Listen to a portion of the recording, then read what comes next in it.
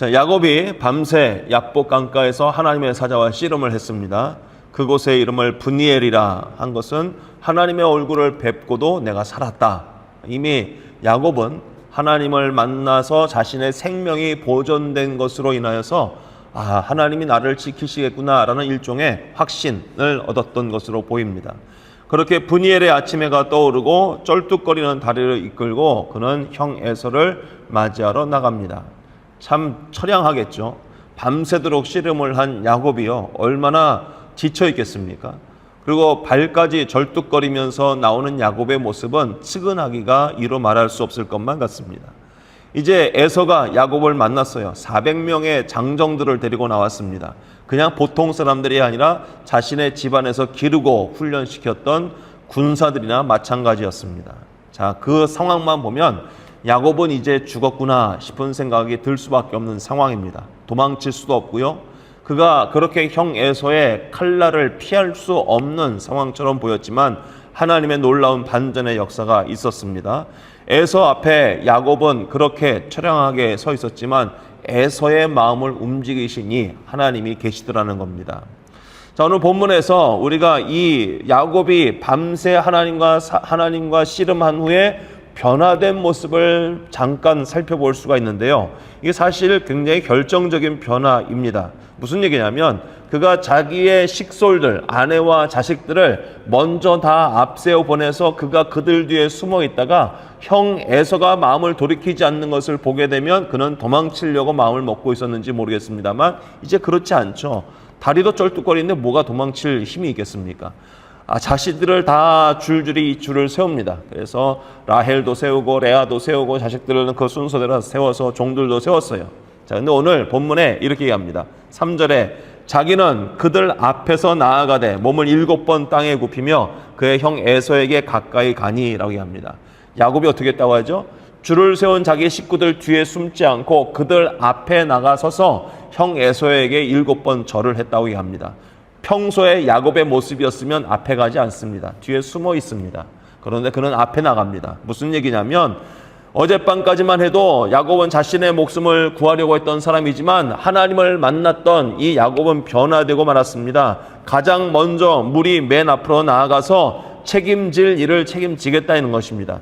죽음을 회피하지 않고 위험을 비껴가지 않고 자신이 져야 할 십자가를 짊어지고 가겠다라는 변화된 야곱의 모습을 보게 되는 것입니다.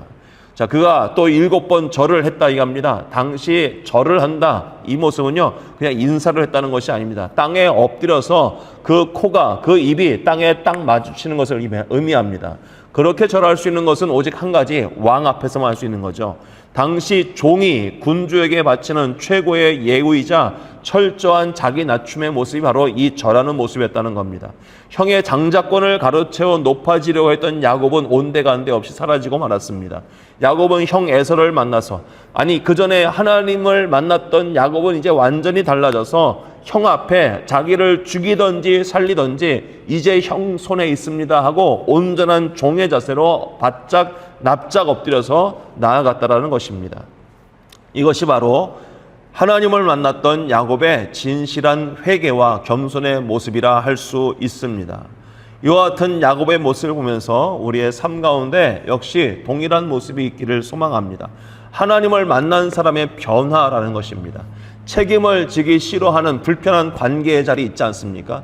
내가 저 사람 앞에 나아가기 싫고 또 내가 책임져야 할 일들이 있으니까 그것이 부끄러워서 그래 우리가 그럴 때가 있어요. 그런데 그럴 때마다 하나님, 이 모든 것에 내가 부끄러움은 내 몫이요 책임져야 할 것은 내 몫입니다 하면서 엎드려 나아가서 잘못했다 하고 겸손하게 엎드릴 수 있는 모습이 있을 때 하나님께서는 그 상대방의 마음을 움직이셔서 그 불편한 관계들도 우리로 하여금 자연스럽게 부드럽게 화해시켜 나가시는 하나님의 손길을 경험하게 된다는 것입니다.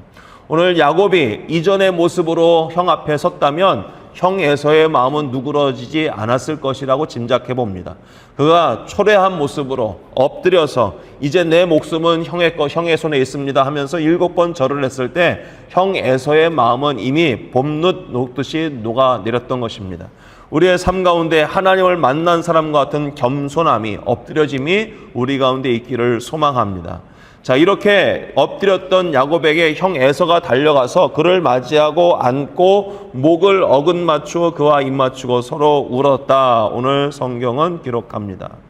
자, 누가 이렇게 된 이런 형제의 재회의 장면을 상상할 수 있었겠습니까? 자, 여기서 이런 마음이 들어갑니다. 에서가 야곱을 보고 그를 야 엎드려 너 일어나 이러지 않고 그가 달려가서 몸소 맞이하여 안고 목을 어긋 맞추어 그와 입 맞추었다. 엎드렸던 야곱을요 끌어안는 것입니다. 그래 너 종처럼 거기 엎드렸구나 계속 엎드려 있어라 하고 위에서 갑의 위치에 있는 것이 아니라 오히려 엎드렸던 을에 있던 야곱을 같이 낮아져서 그를 끌어안고 그에게 입 맞추고 서로 우는 공감의 모습이 에서에게 있었다는 겁니다. 에서가 나쁜 사람처럼 보이지는 않습니다. 에서도 얼마나 할 말이 많았겠습니까?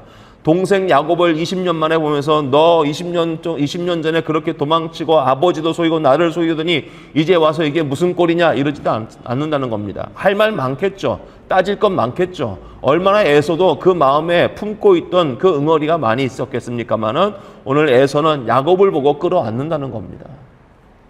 하나님께서 에서의 마음을 눈 녹듯 녹아내리게 하신 일도 있겠습니다만 이 말씀을 통해서 우리의 삶 가운데 에서를 비추어 볼 수 있는 모습이 있었으면 좋겠습니다. 우리의 마음속에 누군가를 향한 그 식지 않는 분노요, 우리의 마음속에 가지고 있는 누군가를 향한 원망들, 그런 모든 것들이 하나님 안에서 갖고 있으면 독버섯처럼 자라나 내 삶을 좀 먹듯 썩어지게 만든다는 겁니다. 풀어내는 겁니다. 그래서 내가 할 말이 많고 내가 따질 것이 많지만 에서와 같이 동생 야곱을 보고 끌어안을 수 있고 입 맞추어 공감할 수 있는 그런 마음이, 그런 모습이 우리 가운데 있을 때 하나님께서는 그 화해를 아름답게 하시고 더 앞으로 나아갈 수 있는 성장의 기점으로 삼아 주신다는 겁니다. 오늘 우리의 마음속에 에서의 삶을 비춰보면서 내가 끌어안을 사람이 누구인지, 내가 함께 울며 공감해 줄 사람이 누구인지 한번 기도하시면서 생각했으면 좋겠습니다. 자, 오늘 하나님께서 에서의 얼어붙은 마음을 만지시고 부드럽게 녹여오셔서 정말 두 사람이 아름답게 화해하는 모습을 보게 됩니다. 자, 이 극적인 화해를 이룬 후에 에서는 이 야곱에게 동행을 제안하지만 야곱은 가축과 아이들의 연약함을 이유로 정중히 거절하고 각자의 길을 갑니다. 화해했다고 해서요 늘 계속 같이 살라는 법은 없다는 겁니다. 화해한 것으로 하나님께서 두 사람의 관계를 회복하고 또 각자가 살아갈 삶의 길을 또 각자 걸어가더라는 겁니다. 자, 그렇게 야곱은요 이 화해 끝에 자신의 삶 가운데 약속하셨던 하나님의 약속이 한치의 오차도 없이 성취된 것을 보고 있습니다. 베델에서 내가 너를 이끌어 이 땅으로 돌아오게 할 것이다 라고 말씀하셨던 하나님의 약속의 말씀이 야곱에게 그대로 이루어졌던 것입니다. 자, 이렇게 야곱은요 거기에 제단을 쌓고 세겜성 앞에서 제단을 쌓고 그 이름을 엘엘로헤 이스라엘이라고 불렀다는 겁니다. 엘엘로헤, 하나님, 하나님, 나의 하나님이라는 것입니다. 이 엘엘이라는 건 하나님이라는 뜻이고요, 이스라엘은 하나님을 견주어 이긴 자라는 뜻이죠. 하나님, 하나님, 이스라엘을 하나님과 견주어 이긴 자의 하나님, 이런 뜻입니다.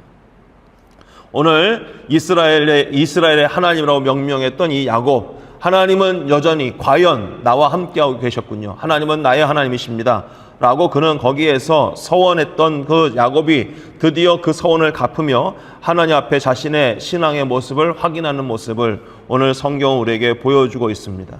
우리의 삶 가운데 하나님은 떠나지 않으십니다. 하나님은 언제나 우리와 동행하고 계시고 우리가 보이지 않는 곳에서 그 놀라운 손길로 우리의 삶을 다듬어가고 계시는 것입니다. 야곱의 삶 가운데 하나님 함께 하셔서 드디어 20년 만에 자기 고향 땅에 왔을 때 그는 예전의 모습이 아니었습니다. 가지고 있던 부가 그를 달라지게 한 것이 아니라 그와 함께하고 있던 하나님께서 그의 마음을 겸손하게 하시고 어디를 가든지 하나님을 나의 하나님이라고, 나를 지키시는 하나님이라고 고백하는 신앙인으로 바로 세워지게 된 것입니다. 오늘 살아가는 동안에 오늘 말씀을 통해서 우리의 삶 가운데 비추어 보아야 할 적용점을 다시 한번 말씀드립니다. 껄끄러운 관계, 깨어진 가족 관계 앞에서 숨지 마시고 우리가 주 앞에 모든 것을 맡겨드리고 앞으로 나아갈 수 있는 겸손한 모습이 있었으면 좋겠습니다. 그리고 함께 공감하고 함께 아파하고 그 어긋난 관계 속에서 먼저 화해의 손길을 내밀 수 있는 그런 모습이 우리 가운데 있을 적에 하나님의 아름다운 열매가, 신앙인의 아름다운 열매가 우리 가운데 맺혀지리라 믿습니다. 오늘 말씀 속에서 엘엘로헤 이스라엘, 나와 함께 하시는 나의 하나님, 야곱의 하나님만이 아니라 바로 나의 하나님이라는 사실을 기억하시고 이 하나님과 함께 동행하시면서 이 담대함을 잃지 마시고 예수님의 아름다운 열매를 맺어가는 우리 모두 되기를 간절히 소망합니다. 아멘.